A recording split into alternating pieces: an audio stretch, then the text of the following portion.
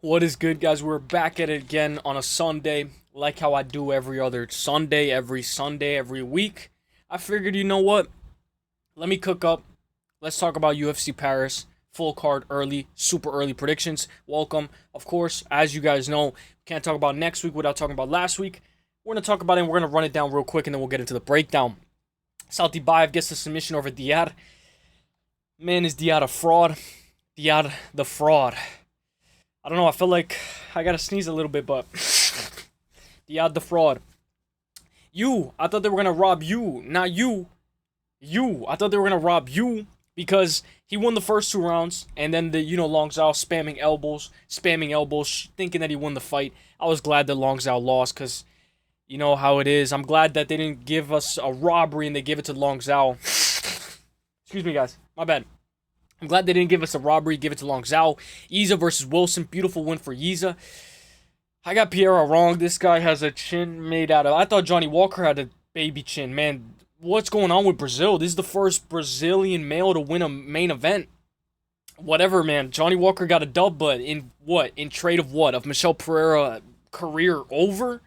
He got knocked out by Kyle Dawkins. Rongzhu, beautiful win by decision. I love it. I had Rongzhu and all doing a parlay. Beautiful. I love it. Johnson and Kavanagh. Oh, this fight made me angry. It made me angry because Kavanagh was exiting off of the exchanges like Chase Hooper against Alexander Hernandez, but Kavanagh was doing way better than Chase Hooper. Chase Hooper was off in the striking, and we knew that the way he was exiting, he was eventually going to get caught. Kavanagh was getting a little bit tired, and he was putting the pace. He was on his way to winning the first 2 rounds, but it's just that off of the exchange, he hit him, and he was admiring his work a little bit too much, and then he had his hands low, and he's getting caught, and he got caught, and he got put to sleep, man. Bro, that got me, like, pissed. I was like, fuck. I was, like, sad and, like, pissed. It was, like, the only time where I felt, like, sad for a fighter losing was Bo Nickel. And I'm like, damn. My bad, guys. We got to get it all out. We got to get all the mucus out. But I was like, damn, and I really felt bad for Kavanagh because Kavanagh's a guy who, if we run that back 9 times out of 10, I think Kavanagh beats Johnson 9 times out of 10. But I can't prove that. So whatever. It is what it is. Gage Young, I'm glad I pick flipped to Gage Young. Naraji and Crosby. Crosby's blaming Mark Goddard on Twitter today, saying, oh, Mark Goddard, you let me fight. Who let you fight? You were the one that said, okay, I'm good to go after 40 seconds. You didn't wait the 5 minutes. I know Mark Goddard is supposed to ask you if you're supposed to go to the 5 minutes. Maybe that's what you're talking about. But Crosby, I think you were gonna get knocked out either way. You could have took a DQ, Crosby. You could have, like Bellato, who we're gonna talk about later because Paul Craig's on this card. You could have, Crosby, but if you're not gonna take a DQ, then don't complain. You know what I'm saying? Like, don't complain if you're not gonna take a DQ. You know, I mean, it is what it is, though. It is what it is. I feel bad for Crosby, but I mean, the refs have been all over the place. Sumadaji Borjas has absolutely nothing for Sumadaji. Looks small in there. Sumadaji masterclass.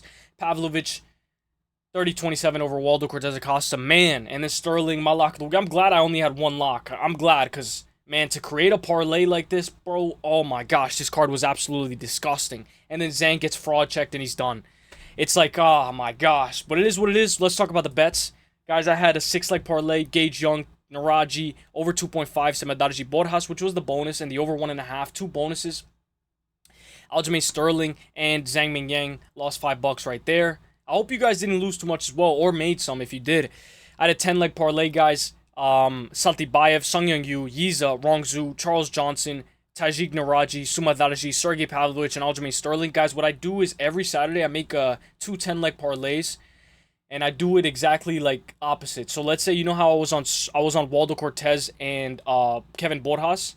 I went Sumadaji and Sergey Pavlovich for a nice little, Hail Mary parlay. I do it every day, every Saturday, 2 10-leg parlays that are split, and they're, almost my same picks except for the tricky fights, and I go the opposite way. And then Zhang Mingyang lost. Of course he lost. Of course he lost in his hometown. Of course he did. Guys, these are the only bets that I won. Sungyoung Yu took him, and he almost, man, I thought they were going to rob him. Sungyoung Yu won. Quick profit there. Not too much. Over 1.5. I'm glad I played this. Quick profit there. And then last but not least, Gage Young. Quick profit there, but I'm not proud of it. We're going to do better. UFC Paris. Imavov versus Borralho. Here we go. Without further ado, let's break down the entire card from top to bottom. And already, Somebody that I hate is already on the card. Sam Hughes. Sam Hughes. I hate Sam Hughes. I hate her. I hate her. I hate her. Shauna, guys, I don't have the odds. I'm not going to put the odds on for every fight because they're going to fluctuate next week. We're just going to break down the fights and you guys let me know who you guys are going to pick. I hate Sam Hughes. Can she retire already? This is annoying breaking down Sam Hughes. Shauna Bannon is 7-1 overall. Only losses to Bruna Brazil by decision. She is 4-1 out of her last 5. 65-inch reach. Only 31 years old. She's on a 2-fight win streak beating Elise Ardeline, who Elise Ardeline is a very good win. And 6 months ago, she got dropped by Buhatumad and managed to get an armbar submission win. She has good hands, good 1-2, and she can get cracked at times.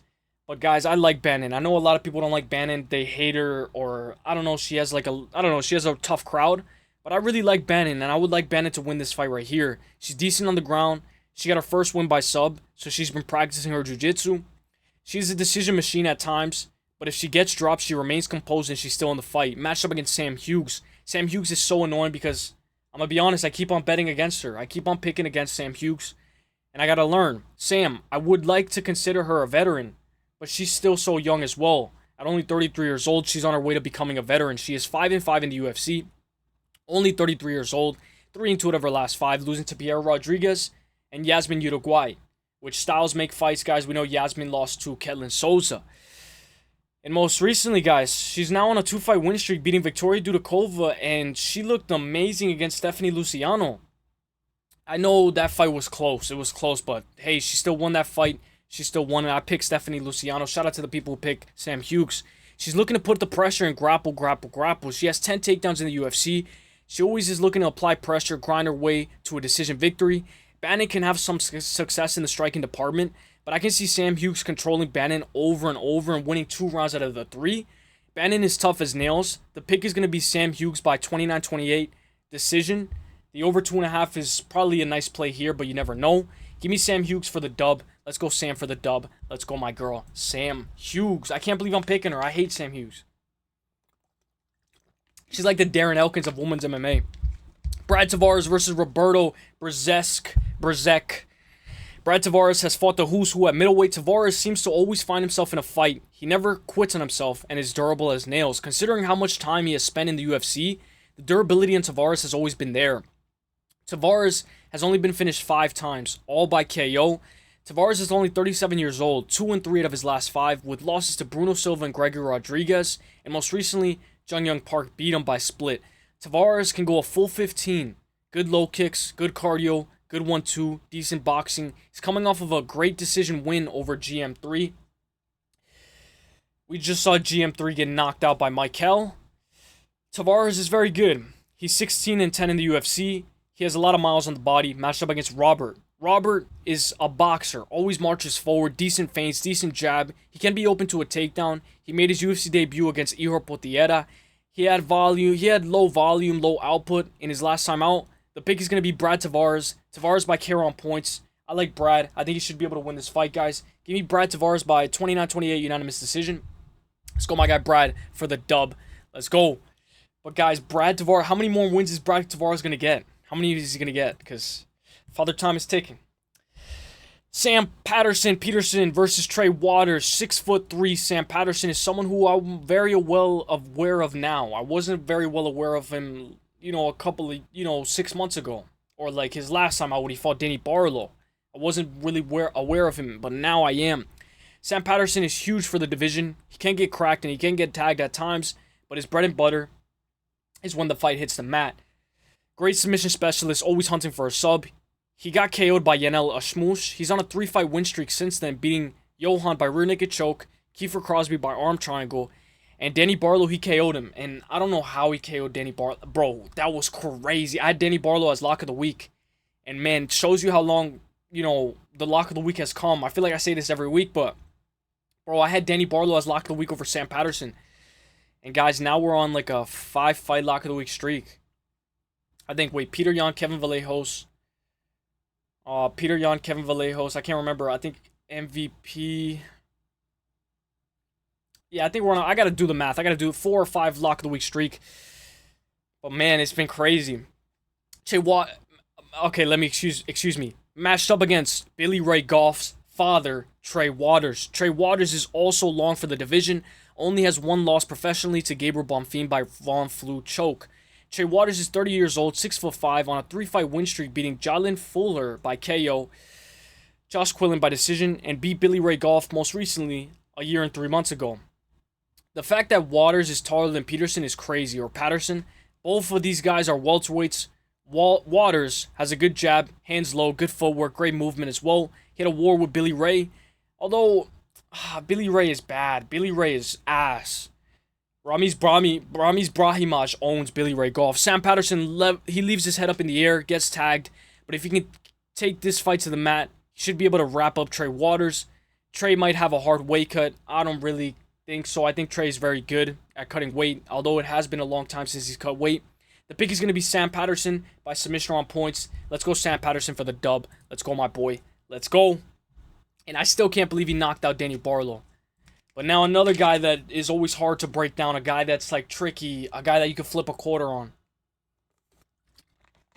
William Gomis versus Robert Ruchała. William Gomis is so annoying. I hate this guy. I hate him when he's on this card. But it is what it is. We got to break it down. William Gomis is 14-3 overall, only 28 years old. Still time to grow, still time to improve. He is 4-1 out of his last 5. Recently, he's coming off of a split decision loss to Haider Emil. He has low output, guys. But at the last UFC Paris, he won and he beat Joe Anderson Brito. I know a lot of people are going to say it was robbery, but he still managed to win at UFC Paris. Gomis is 6 foot tall with a 73-inch reach. Haider had aggression and high output on his side, and the judges gave him the nod against William Gomis. The judges, they favored Haider Emil's pressure and his aggressive style. Matched up against Robert Ruchała. Robert is a true athlete at 5'10", 72.5-inch reach. I know it says 72.4, guys, but I just put 72.5. I just put 72.5 in the notes. 72.5-inch reach. 11-1 overall, 4-1 out of his last 5. His most recent loss is by KO, soccer body kick. You know, when I think of soccer body kick, I think of Modestas and Khalil Roundtree, who we're going to break down later in this fight as well. Modestas, we'll talk about him. He can get hit, but he eats one to give one. Shoots, throws the kitchen sink at you. Robert, of course. William Gomis may be the fighter that needs the crowd on his side. You know, UFC Paris, the crowd, the chanting. Because he didn't do so good his last time out. He did good the last time against Brito. I know a lot of people say it was a robbery, but he did look pretty decent and he looked better and he was performing. William is a technician. He just needs to let his hands go. William Gomis is going to be the pick. Low output. And this guy always busts parlays, wins or loses. But William Gomis by 29-28 unanimous decision. Let's go. But Robert Ruchała is going to bring it. Welcome to the UFC, Robert. Welcome. I'm glad you're here, my guy. Let's go William Gomis for the dub. Let's go. Now this is a banger. This is a banger. Rinat Fakhretdinov versus Andreas Gustafsson. This is a good-ass fight. This fight might get controversial. Rinat is a beast. The only man to beat Bryan Battle in the UFC. And we know Bryan Battle's dirty boxing now. Here we go. Rinat is only 33 years old, 4-1. And that one is a draw out of his last 5. Rinat is 24-2 overall. His only 2 losses are his very first pro debut against Aljan Akhmedov. And he lost to Igor Sarver. Correct me if I'm pronouncing that wrong. Whatever. He lost to both of those guys by decision. Rinat has cardio. He can push a pace, non-stop wrestling, throws with intent. But sometimes when he's throwing, he leaves his head down and he's just throwing. He's just throwing. Throws with intent. He looks to get a hold of you, work from there. Once on top, he has decent pop shots. Can sometimes struggle to control his opponent. Averages almost 4 takedowns per fight. He's not a great finisher, but he does get tired, which is not a good combo. You know, not being a good finisher and getting tired, not a good combo. He went 2-9 on takedown attempts in his last time out against Carlos Leal. Rinat even had the grappling match with Craig Jones, which I really liked. You know, I watched that one, the Rinat and Craig Jones grappling match. I liked it. I like seeing Craig Jones grapple, and this guy Craig Jones is a beast. If you know, Craig Jones has the secret to these Dagestani wrestlers. Rinat is a beast. He's 5-0 in the UFC, matched up against one of his toughest tests yet, Andreas Gustafsson. Gustafsson can wrestle very well as well. He is 12-2, only 34 years old. Gustafsson is on a 4-fight win streak, beating Tony by KO, Dominic by KO, Pat Pitlick by KO, and he just beat William Chaos Williams by decision. Gustafsson can hold you against the fence, comes forward, looks to drag you down. Once on top, he has great power and can land bombs and look for a sub. but his elbows are insane. He has elbows when he postures up and it's dangerous. He was an underdog against Chaos Williams. This is a sketchy fight. Rinat gets tagged, doesn't have the best striking, and he can't maintain top control if his life depended on it. If Rinat can get the grappling going, you know, we're in for a Rinat W. But if he's struggling, if he's having issues, it feels like this is Rinat's fight. He's going to have to pull it out the fire. The odds are very close for this fight as well. Rinat almost got finished by Zaleski. Almost got finished by Dalby. And he just beat Carlos Leal barely. The pick is going to be Rinat Fakhretdinov. Low confidence. Rinat by KO on points. Rinat by submission on points. The pick is Rinat by 29-28. Unanimous decision. But guys, Andreas Gustafsson is a very good dog. And I wouldn't be surprised if he can put the pressure. And he's the first one to beat Rinat in the UFC. Excuse me. Let's go. Rinat for the dub. Whoa. I'm skipping a fight. Marcin Tybura versus Ante Delija. Welcome to the UFC, Ante. Ante Delija. Ante, welcome to the UFC. Former PFL athlete. 8-3 in the PFL. That's very good in my opinion. 4-1 out of his last 5. His only most recent loss to Valentin Mordalovsky by KO, punches, and knees. Ante has 11 KOs, 7 wins by sub, and 7 wins by decision. He is now in the UFC looking to make a successful UFC debut. He throws with intent, 6'5". He is 35 years old, but like I say, Father Time gets to us all. Ante is slightly younger, but he's going up against one of his toughest tests ever. Matched up against Marcin Tybura. Marcin Tybura is a true vet. I truly believe Marcin lost that fight against Mick Parkin, but whatever. Tybura is 27-9 overall, 39 years old, 14-8 in the UFC, a true veteran at his finest. He throws and he sets up his takedowns against the fence, drags, trips, or simple doubles or singles. He has a low 33% takedown accuracy, always looks to put the pace, make his opponent tired, overwhelm them. Tybura's on a 2-fight win streak, beating Jonathan Denise by KO. In a fight I thought he lost, but whatever, he won on paper. Mick the GOAT Parkin. Man, Mick Parkin would have been back already if he didn't have that loss. And Mick Parkin's friends with Tom Aspinall. The pick is going to be Marcin Tybura, low confidence. Marcin by KO on points. Marcin by 29-28, unanimous decision. But welcome to the UFC. Ante is younger, guys. He could definitely win this fight just by being the younger, fresher fighter. And if he's watching that fight against Mick Parkin, there was a lot of holes in Tybura's game. Give me Tybura for the dub by 29-28. Unanimous decision. Let's go Tybura. I like his money line. Let's go. Now, I hate this fight. Bro. Guys, I hate breaking down Oumar Sy. How many fighters do I hate? Sam Hughes, Oumar Sy, and William Gomis. Oumar Sy versus Brendson Ribeiro. I hate this fraud. Oumar. You guys know my middle name is Oumar. Oumar. And I hate it. I hate having the same name as a nickname. I hate even having anything the same as this guy, Oumar Sy. Nah, I'm just kidding. Oumar Sy is, in all, he's a true specimen. A true freak of nature. A genetically gifted specimen. But he couldn't put everything together his last time out. But guys, you guys know sometimes you need that loss in order to become the man that you are today. We all know he suffered his very first pro loss. Yada, yada, yada. Alonzo Menenfield. But Oumar Sy is 6'4", only 29 years old. And it feels like he needed that loss in order to win this fight right here. He just fought 2 months ago. When Oumar Sy can start flowing, he's a dangerous striker. 8 finishes in his 11 wins. He was a minus 700 last time, and he did absolutely nothing. No urgency to win. Matched up against Brendson Ribeiro. Ribeiro is only 29 years old. Surprisingly, I thought Ribeiro was way older, but he's not.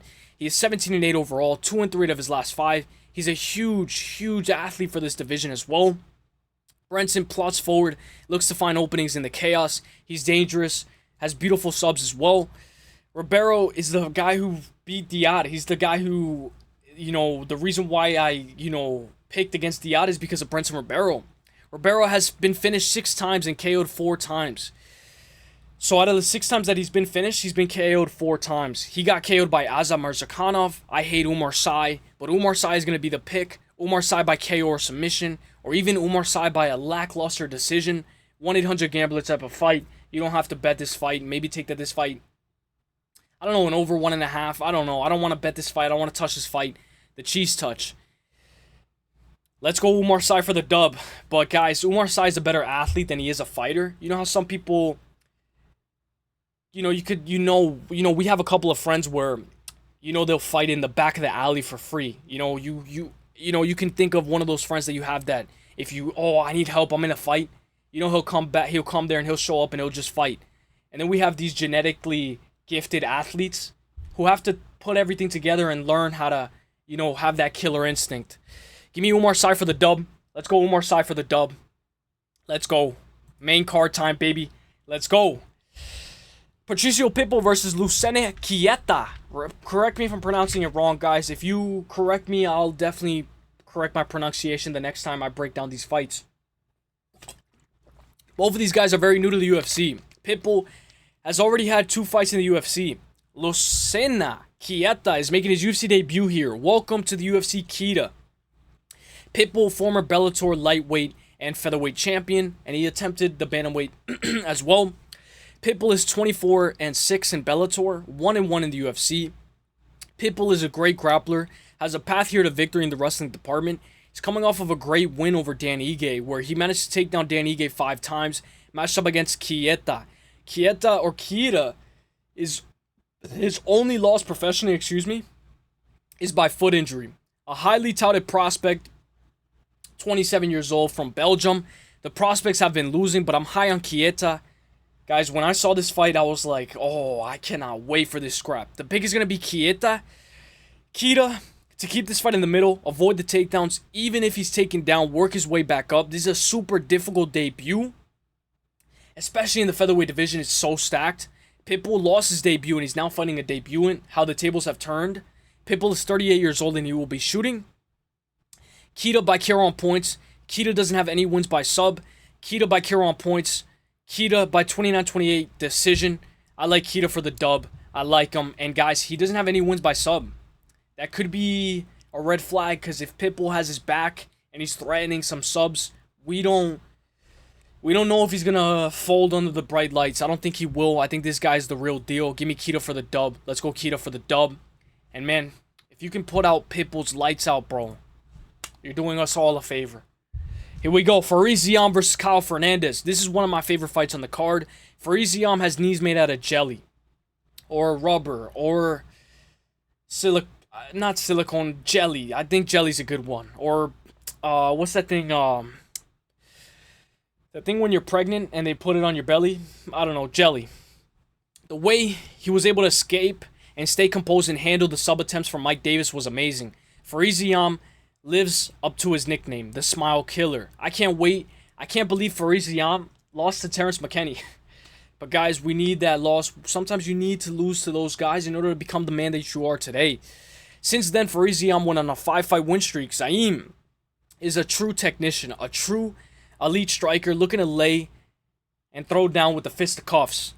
I like that, the fisticuffs. I like that saying. He takes his time. He can point fight to victory as well. Matched up against Kyle Fernandez. Kyle is the reason GOOOOO is cut from the UFC. Kyle's a great striker. Beautiful takedown defense. Great speed. Great fight IQ. Slick BJJ. Kyle can get a bit flashy, but is an animal in the striking department. Kyle, only 2 losses come by decision. His most recent loss is to Mark Chikasi. Losses are to Mark Chikasi by split. His most recent loss, is just to Mark Chikasi by split. I accidentally wrote that wrong. I put losses instead of loss. His most recent loss to Mark Chikasi by split. He's on a 2-fight win streak, beating Muhammad Yahya and GOOOOO. Kyle was an underdog against GOOOOO. He showed levels in that fight. He's an underdog again. Mark Chikasi is a good wrestler. No shame into losing to him. The pick is going to be Fakhretdinov. Fakhretdinov is an excellent fighter in the clinch. He can survive. If this fight hits the mat as well, I think he can get right back up. He just KO'd Frevola with a knee to the head off the break against the cage, I believe. I believe Frevola was trying to turn around and he got a nice knee. Fakhretdinov is beautiful in the clinch. The pick is going to be Fakhretdinov by KO on points. Fakhretdinov is 7-2 in the UFC. Faras. If I'm pronouncing it wrong, my bad. Faras by 29-28 decision. Momentum is important in the UFC. Fakhretdinov. Let's go. The Smile Killer for the dub. Let's go. Modestas Bukauskas versus Paul Craig. Modestas is a beautiful striker. Modestas was cut from the UFC and is now back. Welcome back, my guy. And he's been making waves. Modestas was cut from the UFC. Welcome back. Modestas is 18-6, only 31 years old, 4-1 out of his last 5. His only loss out of his last 5 is to Vitor Petrino, check hook. Modestas is timid, he can be a little bit way too technical. That's why he's a little bit timid. He's a negative striking differential, but he has great takedown defense and he has very heavy hands. Modestas has gotten so much better since his loss to Khalil Roundtree. Matched up against Paul Craig. Paul Craig is 1-3-1 out of his last 5. He had a no contest against Bellato, the Oscar Award winner. Paul has lost 5 times by KO, twice by sub, and twice by decision. Majority of his losses come inside the distance. Paul is the only man to ever submit Magomed Ankalaev. Paul Craig is 9-9 in the UFC, 13 wins by sub, but his bread and butter is the grappling, the submission specialist. Paul, 13 wins by sub, that's his bread and butter. Paul has terrible takedown accuracy.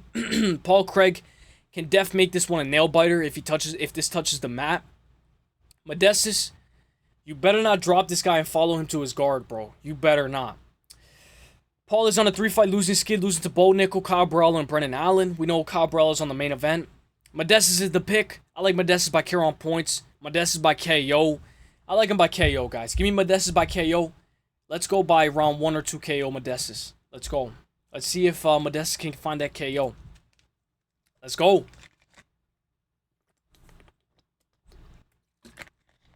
Borralho versus Mason Jones. Borralho versus Mason Jones is a banger scrap. I like what the matchmakers have been doing, especially for this card. Oki is a decent striker, has heavy hands, looks to keep this fight in the middle, set a pace. Decent takedown defense, but can be open to a sub. Oki is only 29 years old, 4-1 out of his last 5. His most recent loss is to Chris Duncan by guillotine. He can get tired the longer the fight goes. If you put the pressure, get in Oki's face, and keep that jab going, he will struggle. He's coming off of a great short notice win over Michael Aswell. And shout out to Michael Aswell. I think he has another fight scheduled. I forgot what, but Michael Aswell has a good fight scheduled. Matched up against Mason Jones. This is Mason Jones' second time being in the UFC. Mason Jones was cut, I believe, after losing to Ludovic Klein. He is now on a 5-fight win streak and back in the UFC with a win over Jeremy Stevens. Mason Jones had a war with Jeremy. Great get-up game. He can wrestle if needed. Has great takedown defense. Jones managed to take down Stevens, I think, 8 times. 7 wins by KO for Mason Jones. 3 wins by sub and 6 wins by decision. Mason being the favorite makes sense, but both of these guys have a puncher's chance. Anyone can win this fight. This will be an absolutely striker's delight. If you hated the main event of UFC 319, Hamzat, hitting the knees to the butt, Dricus, crucifix, not being able to get a finish, or if you hated the last main event, Johnny Walker winning, Zhang Mingyang not being able to check a leg kick, folding under the slightest bit of adversity, not being able to find a finish, this is the fight for you. 2 durable guys that are going to go at it, and they're going to stay in the middle, and they're going to keep this fight striking. I think Mason Jones might mix it up with a takedown every now and then, but this is what a true fight is about. The pick is going to be Mason Jones by KO or on points. I like Mason Jones for the dub. Let's go, Mason Jones. Let's go, my guy. Let's go. Benoit Saint-Denis versus Mauricio Roffi. This is my favorite, most anticipated fight in the card. Fighting nerds. In fact, this is why I was motivated to break down the card, because of this fight. If we were coming back to Macy Barber versus Aaron Blanchfield, I don't think I would have broke down the card, guys. My birthday is on Wednesday, so you guys are not going to see me Wednesday. I'm going to be hammered. Every time the UFC goes into a country, there's always some of those, of their own country that lose. We saw Zhang Mingyang get his ass handed to last week. And this guy is from his hometown, and he might lose as well. Benoit Saint-Denis is 14-3 overall, 29 years old. His 2 most recent losses are to Dustin Poirier and Renato Moicano. He is 6-3 in the UFC. He has 21 takedowns. Massive stat.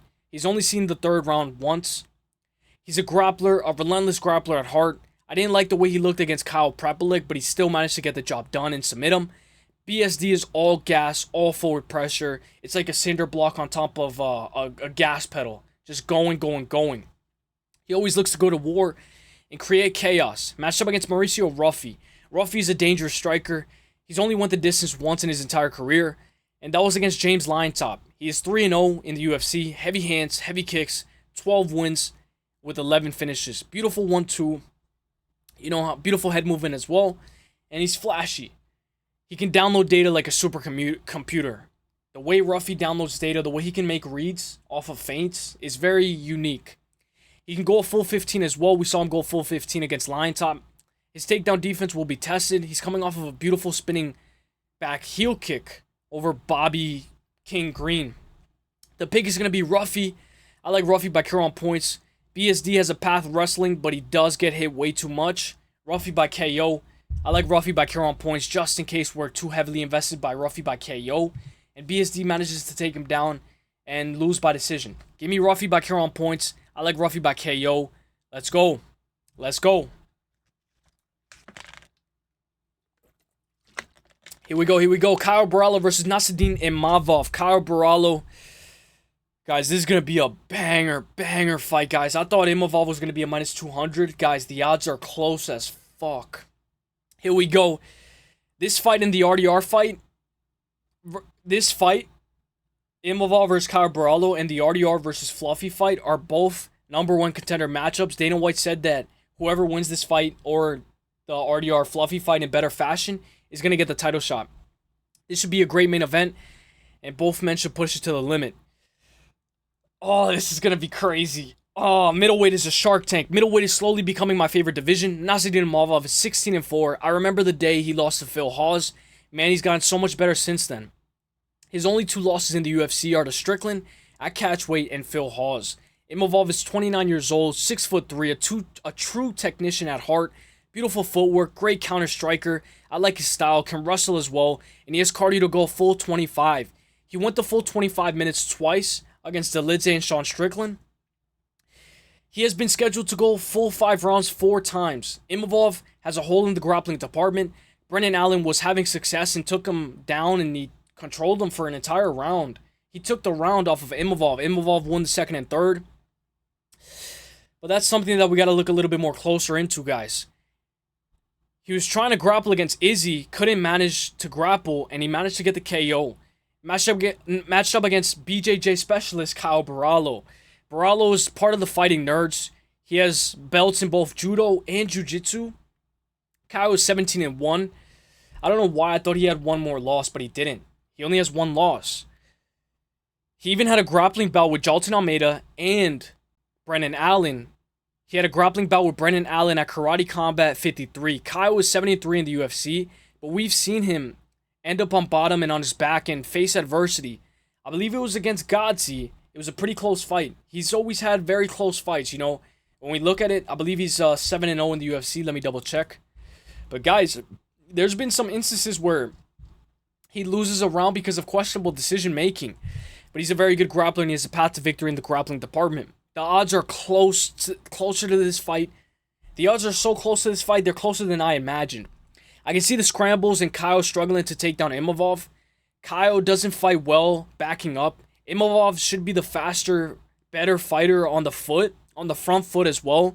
And he can grapple as well, but not as well as Kyle Borralho. And we know Kyle can snatch up anything. I'm counting on... The thing is, Brendan Allen was controlling you. And if Brendan Allen can control you, Kyle Borralho can definitely control you guys. We saw Kyle Borralho just beat Brendan Allen in Karate Combat. I'm counting on Imavov to keep this fight in the middle. Learn from the losses to Strickland and Phil Hawes. Keep his takedown defense on point. Keep the striking at his pace. Put the pressure on Kyle. Imavov can crack. And he can crack right through Kyle's guard. This will be a close fight. I can see Imavov losing 2 rounds out of the 5 here. Kyle was the backup fighter for UFC 319. Kyle has to cut weight twice in a span of 3 weeks because he was the backup fighter for 319. Imavov is the pick.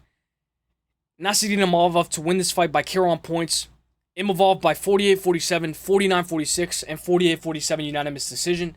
Let me know what you guys think, guys. This is going to be a close fight. The reason why I put out the super early full card predictions is so that way you guys can tell me anything that I missed, anything that you guys want me to go over. And when we do the newly updated full card predictions, we're already well prepared and we're here. The last time I did the full super early prediction was Aaron Blanchfield, Macy Barber, and we killed it the last time out. Just Macy Barber pulled out. But guys, I hope you guys enjoyed this video. God bless. Let me know what you guys are going to do for the week off, guys. I'll see you guys in the next one. God bless. And, hey, I'll see you guys probably on Tuesday. I'll go live on Tuesday. I can't Monday. I'll go live on Tuesday. If I can. All right, I'll see you guys in the next one. God bless. Peace. Hey, take care. God bless. Have a great weekend, a beautiful weekend. God bless. Enjoy the week with no UFC. Enjoy it. Peace.